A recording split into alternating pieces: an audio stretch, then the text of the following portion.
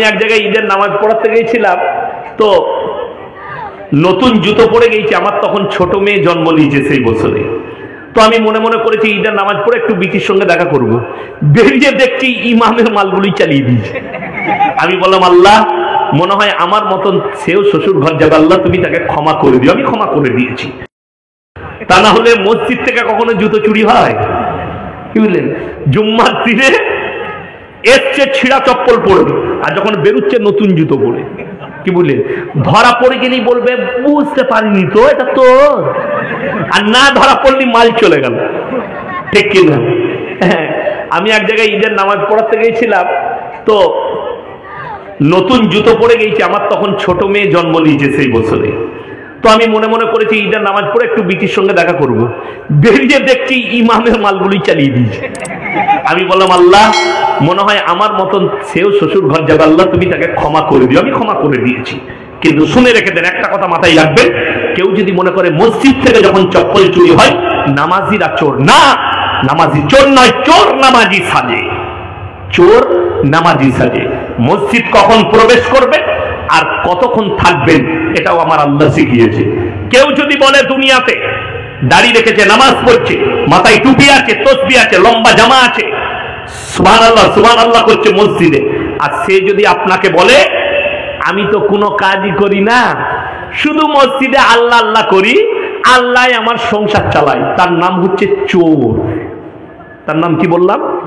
চোর, ধোঁকাবাজ। যদি বলেন কেন, কোরআন খুলেন, সূরা জুমআ, ইয়া আইয়ুহাল্লাযীনা আমানু ইযা নুদিয়া লিস-সালাতি মিন ইয়াউমিল জুমআ ফাসাউ ইলা যিকরিল্লাহি ওয়া যারুল বাই'আ যালিকুম খায়রুল লাকুম ইন কুনতুম তা'লামুন।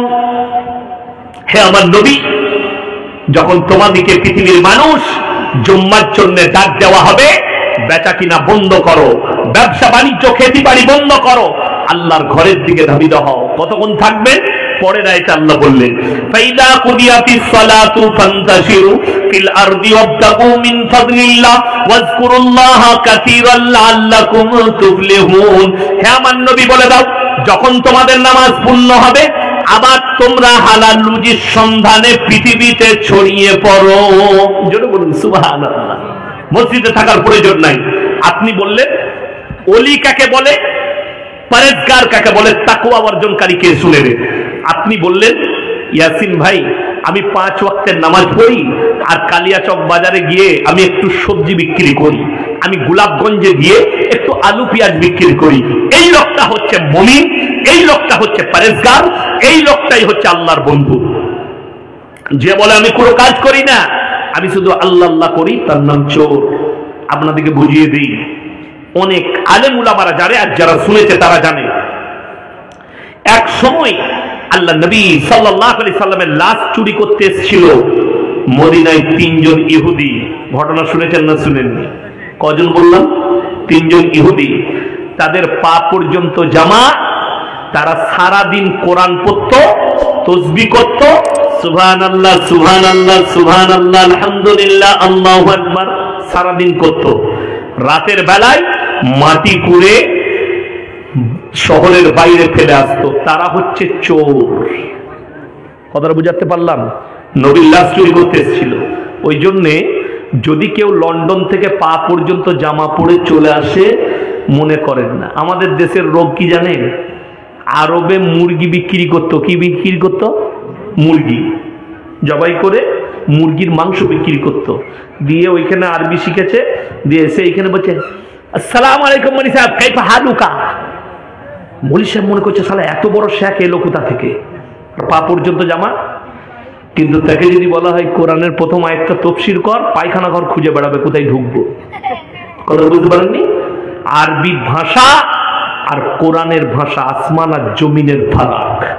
এর মধ্যে সিফাত আছে, এর মধ্যে গুণাবলী আছে। আরবি ভাষায় গুণাবলী নেই। আপনারা বলুন, শুদ্ধ বাংলা আছে না নাই?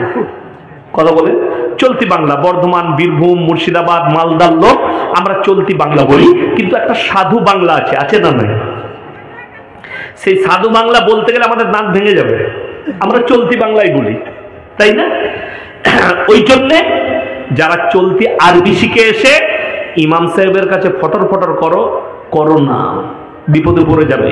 এই রকম চোর আপনার জানা নাই। যে বলবে আমি তসবিহ করি, নামাজ পড়ি, মসজিদ থেকে বেরোই না, আমি ইতিকাফ নিয়ে আছি আর আমার কোনো কাজ নাই, আল্লাহ আমার ঘর সংসার চালাচ্ছে, এর নাম চোর। ইমানদার সে যে বলবে আমি তো নামাজ পড়ি, আমি রোজা রাখি, কিন্তু আমার একটা ব্যবসা আছে, আল্লাহ আমার ঘর চালাচ্ছে। যেমনি নামাজ হয়ে গেল, আপনি হালাল রুজির সন্ধানে ছড়িয়ে পড়ো, এটা আমার আল্লাহর হুকুম, তুমি বেরিয়ে পড়ো। আবার আসরের আযান হবে, যেখানে মসজিদ পাবে সেখানে তুমি ঢুকে পড়ো। এখন এই মালদা জেলার লোক বলতে পারবে যে 1 কিলোমিটার 1.5 কিলোমিটার অন্তর অন্তর মসজিদ নাই? কথা বলেন। ভারতবর্ষের সব থেকে বেশি মসজিদ কোন শহরে আছে কেউ বলতে পারবেন? জানেন না। এবং মুসল্লিও বেশি। সেই শহরটার নাম হচ্ছে উত্তরপ্রদেশের রাজধানী লখনৌ। কোথায় বললাম? লখনৌ। আমি যে বছরে ইরফানিয়ায় কিরাত পড়ি সেই বছরে 1450 মসজিদ ছিল। কত বললাম? 1450 মসজিদ। এখন বর্তমানে 1700-1800 মসজিদ আছে ওই টাউনটায়, শহরে, পুরো লখনৌ শহরে। ভারতের কোন শহরে এত মসজিদ নাই। কেন? ওই শহরটা হচ্ছে নবাবদের শহর। আমি যে মসজিদটাই 2 ওয়াক্তের ইমামতি করতাম, এশা আর ফজর, আমার উস্তাদ কারি কামালউদ্দিন মরহুম, আল্লাহ জান্নাতি করুক, উনি ইমাম ছিলেন। আমাকে বলতেন এশা আর ফজরটা তুমি পড়াবে, আমি আসতে পারবো না। আমার এলাকায় বাড়ি ছিল উনার, তো আমি পড়াতাম। আমার মসজিদ থেকে, এই যে আমি এখানে জলসা করছি আর আমাকে যেখানে রেখেছিল, এটা কত দূরত্ব হবে? খুব জোর হলে 30 মিটার হবে, ঠিক বললাম না? এই 30 মিটারের মাধ্যমে 2টো মসজিদ, কিন্তু অবাক হবেন 2টো মসজিদই ভর্তি মুসল্লি। আমি যটা মসজিদে লখনৌ নামাজ পড়েছি তটা মসজিদে ভর্তি মুসল্লি, একটাও খালি থাকে না। নামাজের আগে যেতে হবে। কেন? অথচ টাউন, আমি যে মসজিদে নামাজ পড়তাম একবারই দরগায় হায়দারবাগ নাম, নবাবের আমলের মসজিদ, একবারই টাউনে আকবরী গেটে, আকবরের নামে যে গেটটা তৈরি আছে, গোলদরজার আকবর ঘোড়া নিয়ে যেত, দুদিকে নর্তকীরা বাস করত, ওই মধ্যখানে মসজিদ। এখন ওইটা টাউন, এখান আর নর্তকীরা থাকে না, নাচনেবালিরা থাকে না, তাদের পরিবার কোথায় চলে গেছে। ওই টাউনে যখনই আজান হয় আমি দেখেছি প্রত্যেকটা মুসল্লি উজু করে সব মসজিদে চলে আসতো। আজান হওয়া মাত্র দোকান পড়ে থাকতো, তারা নামাজ শেষ হলে আবার বেরিয়ে যেত, মসজিদে আড্ডা মারতো না।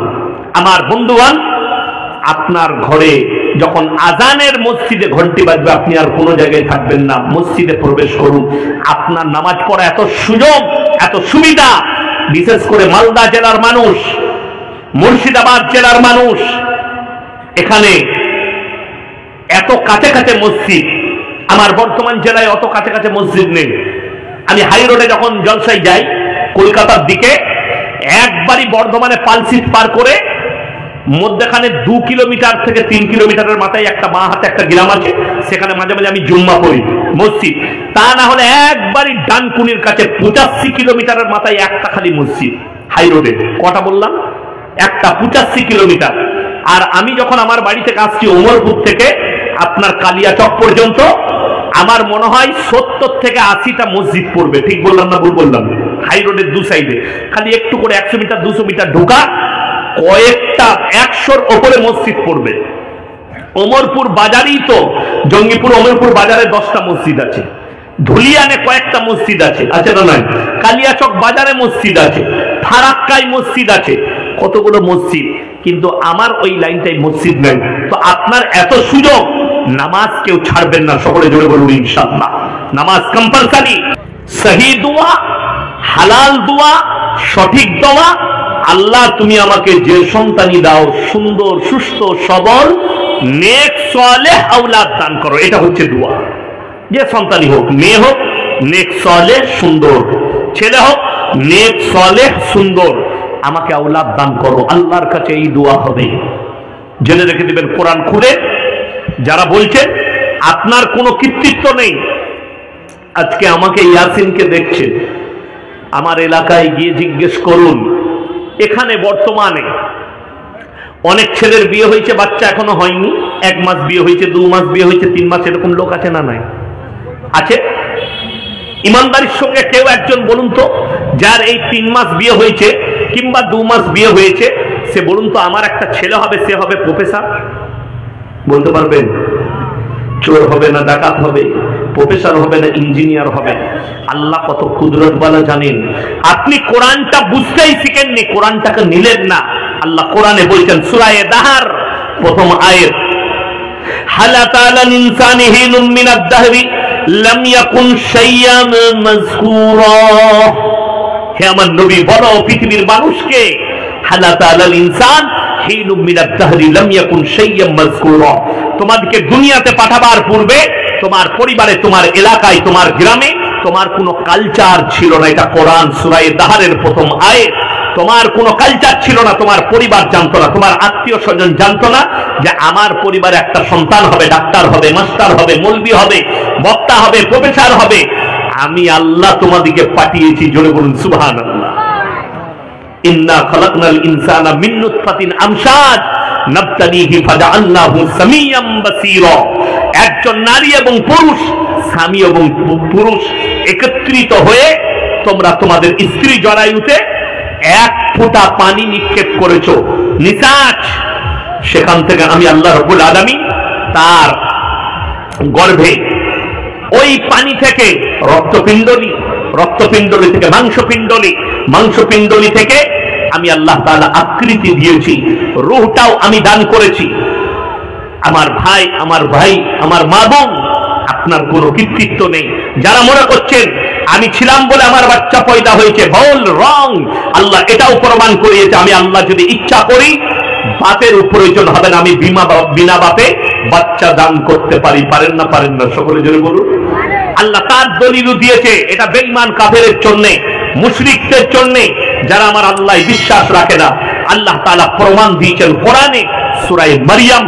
বাপের প্রয়োজন হয়নি। সূরা মারইয়ামে আছে ওয়াজকুর ফিল কিতাবি মারইয়াম ইদিন তাবাদাত মিন আহলিহা মাকানান শারকিয়া। আমি খালি বুঝাচ্ছি, যারা গর্ব করেন, অহংকার করে যে আমি 3 বাপের বেটা, তাদেরকে বলছি শোনো, অহংকার করো না জমিনের ওপরে। তুমি শুধু তোমার স্ত্রী জরায়ুতে 1 ফোঁটা পানি নিক্ষেপ করেছো, নিসাজ। আল্লাহ সব করেছেন, তোমার কোনো কৃতিত্ব নাই। ঠিক বললাম না ভুল বললাম? ই বলছে আমি 3 বাপের বেটা। হারাম কর, তুই খালি রাতের বেলায় শুইছিস বে, বাকি কাজ কে করেছে খোঁজ লাগিয়েছিস? রক্ত কে বানালো? আকৃতি কে দান করলো? রূহ কে দান করলো? চক্ষু কে দান করলো? মায়ের পেটে অক্সিজেন কে দিয়েছে? মায়ের পেটে খাবার কে দিয়েছে? তাহলে তুমি অহংকার চায়ের দোকানে কি করে করো যে আমি 3 বাপের বেটা, আমি বেটা পয়দা করেছি, আমি সন্তান পয়দা করেছি? শুনে রেখে দেন, কোন সমাজের মেয়ের কিংবা কোন ছেলের বাচ্চা না হলে অনেক মানুষ কি বলে, এটা আটকুড়ো। আমাদের দেশে বলে আটকুড়ো, আপনাদের কি বলে? আটকুড়াই বলে, বাজা বাজা বলে। কখনোই বলে তাকে কষ্ট দিবেন না। কেন? বাচ্চা আল্লাহ দান করতে পারেন। পারেন না? পারেন না? আমার আব্বাজি বিবাহের পরে আলেম হয়েছিল, বিয়ের পরে মৌলবি পড়তে গেছে। আমার আব্বার নাম শুনেছেন তো, মোল্লা শওকত আলী মাজাহিরি। বয়স হয়ে গেছে। কত বছর পরে আমার বড় বোন জন্ম নিয়েছিল জানেন? বিয়ের 9 বছর পরে। ক বছর পরে বললাম? 9 বছর পরে আমার বড় বোন জন্ম নিয়েছে। কিন্তু আমার আব্বাকে তাবিজ লাগে নাই, আমার মাকে তাবিজ লাগে নাই, পীর ঘর যেতে হয় নাই, মাজারে যেতে হয় নাই, কোথাও মাথা ঠুকতে হয় নাই। আর এখন কিছু লোক আছে, ছেলে না হলে বলছে মাজারে শুলে ছেলে হবে। কে বলাবে? আমি নিজের পরিবারের কথা বলছি। আমি শুনেছি যে আমার বড় বোন জন্ম নিয়েছে আমার আব্বার বিয়ের 9 বছর পরে। ভরসা আল্লাহর উপরে রেখেছে, বাচ্চা আল্লাহ দান করবে যখন ইচ্ছা করবে। তারপরে বড় বোন, তারপরে আমার বড় ভাই, তারপরে আমার ছোট বোন, তারপরে আমার মেজ ভাই, তারপরে আমি 5 নম্বর, আমার পরে আমার ছোট ভাই 6 নম্বর। 6 ভাই বোন, 4 ভাই 2 বোন। আমরা কি বুঝলেন? আমার আব্বারাও 4 ভাই 2 বোন, আর 1 ভাই মারা গিয়েছিল। 7 ভাই ছিল, 7 জন ছিল। তো দেখুন, বাচ্চা আল্লাহ দান করেন, অহংকার করবেন না। কারো যদি বাচ্চা না হয় তাকে সান্ত্বনা দিবেন, তুমি দুঃখ লিও না, আল্লাহর উপরে ভরসা রাখো, কাঁদো আল্লাহর কাছে। দাওয়া আর দোয়া দুটো করো। দাওয়া, দোয়া, যেটা হালাল তরিকা আছে, রাসূল বলেছেন সুন্নাত, তুমি এলাজ করাও, এলাজ করাবেন। কোরআন সুন্নাহ মোতাবিক যদি কোনো আমল থাকে বাচ্চা হওয়ার, সেটা করবেন। সেটা আপনি ধরে নেন, আমাকে বললেন মৌলী সাহেব বাচ্চা হবার জন্য একটু পানিতে দম করে দেন, জায়েজ আছে, আমি পানিতে দম করে দেবো কোরআনের আয়াত পড়ে, আল্লাহ চাইলে বাচ্চা হবে। যে লোকটার কাছে পানি পড়া নিচ্ছেন, পানিতে দম করছেন, আগে জানবেন সেই লোক নামাজি কিনা, তার কাছে ইলম আছে কিনা। তা না হলে যদি নামাজ না থাকে, দাড়ি না থাকে, গাঁজা খায়, মদ খায়, তার পানি পড়া কাজে লাগবে? কাজে লাগবে না। ওই জন্যে আমি সেদিনে ওইদিকে একটা গ্রামে ছিলাম, হ্যাঁ, তো সেখানে আমি বলেছিলাম যে কিছুদিন আগে একটা খেলা চলছিল, ট্রফি, আমি খেলা দেখি না, তো আমাদের দেশে একজন ITI বাবা তিনি বলেছিলেন পাকিস্তান জিতে যাবে, ভারত হেরে যাবে, শেষ ভবিষ্যৎবাণী করেছিল। তো আমি আল্লাহর কাছে দোয়া করেছিলাম, আল্লাহ আমরা তো ভারতের মানুষ, ভারত যেন জিতে। কেন? ভারত যদি সত্যিকারই হেরে যায়, এই হারামখোরের ওপরে বহু মানুষ আস্থা নিয়ে আসবে, অনেক মুসলমানও ঈমান হারাবে। ঠিক বললাম না ভুল বললাম? ঈমান হারাবে। যাই হোক, ভারত আমাদের দেশ, আমরা ভারতবাসী, ভারত জিতেছে। ওই জন্য আমার ভাই, আপনি যার কাছ থেকে ওষুধ নিচ্ছেন, দুঃখ কোথায় লাগে জানেন? আচ্ছা বলুন তো, আপনার যদি ক্যান্সার হয়, আপনি কোনো হাতুড়ে ডাক্তার দেখাবেন না কলকাতা যাবেন? আচ্ছা, যদি কলকাতায় গিয়ে সাকসেসফুল হয়ে যায় যে এটা সত্যিকারই ফার্স্ট স্টেজ চলছে ক্যান্সারের, আপনি আর কলকাতায় চিকিৎসা করাবেন না, আপনি সঙ্গে সঙ্গে বোম্বাই টাটা মেমোরিয়ালে যাবেন। কেন? টাটা মেমোরিয়ালে এই জন্য যাবেন, টাটা মেমোরিয়াল হচ্ছে এশিয়া মহাদেশের সব থেকে বড় স্পেশালিস্ট, ক্যান্সার স্পেশালিস্ট। এশিয়ার, কোথাকার বললাম? এশিয়া। আর দ্বিতীয় ক্যান্সারের চিকিৎসা হচ্ছে পশ্চিম জার্মানি, যেখানে ভারতের আমাদের মধ্যবিত্ত লোকের চিকিৎসা করার ক্ষমতা সেখানে নাই, পশ্চিম জার্মানিতে। প্লেয়াররা করবে, আর্টিস্টরা করবে। আমাদের দেশে কয়েকটা আর্টিস্ট, সঞ্জয় দত্ত, তারপরে একটা প্লেয়ার আছে তার নাম হচ্ছে যুবরাজ সিং, এরা সব পশ্চিম জার্মানিতে করেছে। কয়েকটা আর্টিস্ট, মনীষা কৌরালা, সোনালি বিন্দ্রে, এরকম কয়েকটা আর্টিস্ট যাদের ক্যান্সার ধরা পড়েছে, তারা পশ্চিম জার্মানিতে করেছে। কেন? পশ্চিম জার্মানির যে কেমো, ওটা মোটামুটি 1.5 কোটি টাকা খরচ হয় তাদের ওখানে চিকিৎসা করলে, আর সেই কেমোটার 20 বছর গ্যারান্টি আছে। মুম্বাই টাটা মেমোরিয়ালে 3 স্টেজে যে দ্বিতীয় স্টেজে যে কেমোটা দেয়, এটা 10 বছরের গ্যারান্টি আছে। এখানে 10 থেকে 15 লক্ষ টাকা খরচ। যাই হোক, অনেকজন ফ্রিও পাচ্ছে চিকিৎসা। তো আপনি টাটাই যাবেন, আপনি ভালো হসপিটালে যাবেন, ভালো ডাক্তারের কাছে যাবেন।